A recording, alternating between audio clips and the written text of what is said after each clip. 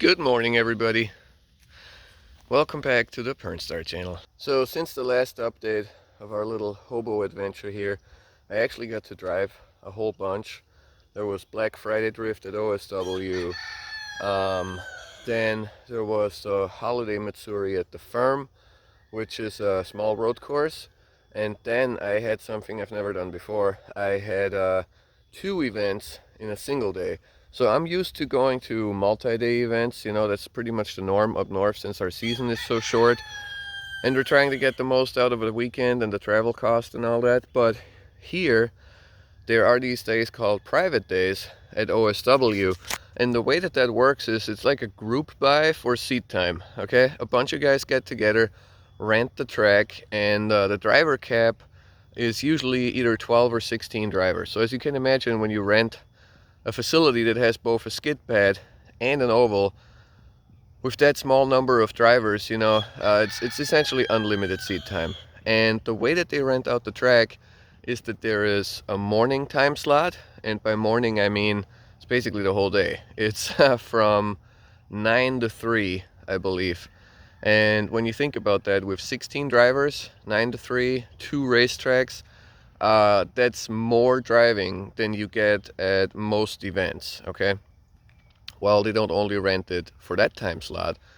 There's also a later time slot, which is like 4 to 9 or 3 to 9. I'm not exactly sure now, but the point is you can have essentially like 5, depending on which group you're in. You know how like different organizations handle the run groups different? So depending on which group you're in, the lower on the totem pole you are, the more people spin in your group, the less runs you get. So I would say a single private day at OSW could be the equivalent to like 5 conventional days, especially if you're like in B or C group, So now you can go ahead and actually rent 2 of those back to back, and it's just insane, like how much seat time you get there is just off the charts. And I did that. I did 2 back to back. One was called Drift Games, and the other one was, I don't remember the name, Bucci Bash, or I forgot, but it's fine. If I remember, I'll put here some little graphic or whatever. But the point is, lots of driving has been happening, and that's cool.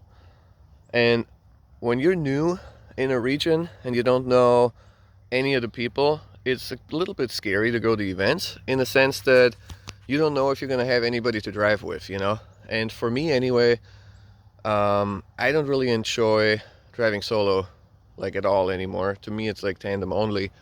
And I'm really happy to say that the local fauna has accepted me. Seems like I don't have to worry about lack of tandem partners at all. So especially the private day was absolutely rowdy. That's new. That's new.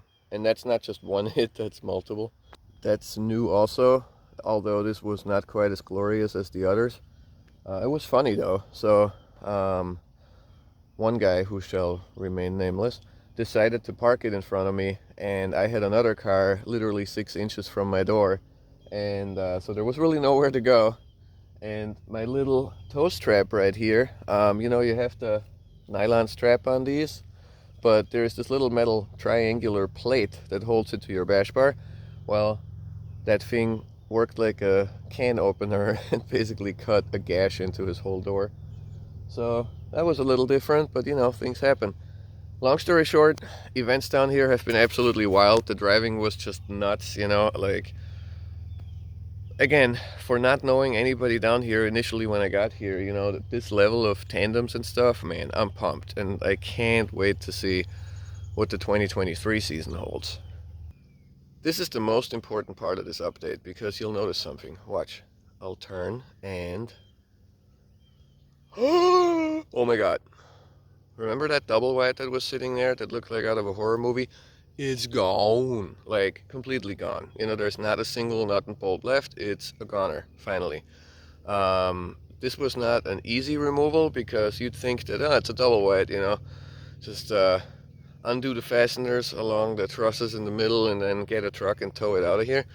Nah. That thing had been sitting here since like 1986. There was no running gear on it, and the whole thing was completely rotten into the ground, basically. So this was a straight up demolition, and I'm so glad this is finally over with, because that place not only looked horrible, it also smelled horrible. It was infested with every type of bug and critter you can think of, and now it's gone.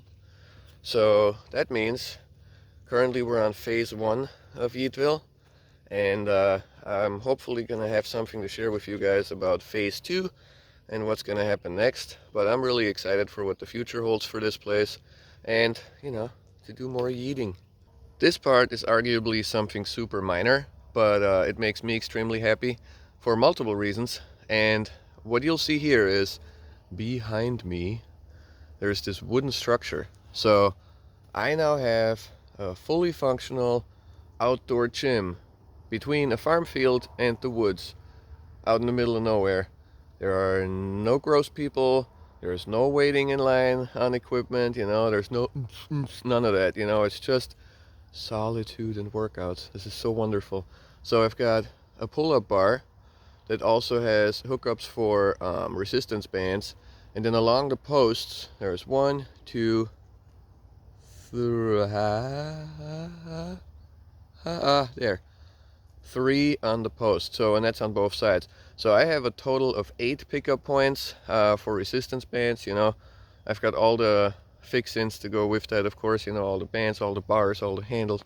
So this is literally a full-blown gym, and it's a little over a week away from Christmas, you know, and it's like 8 in the morning, and I'm working out in a tank top and boxers. Life is good.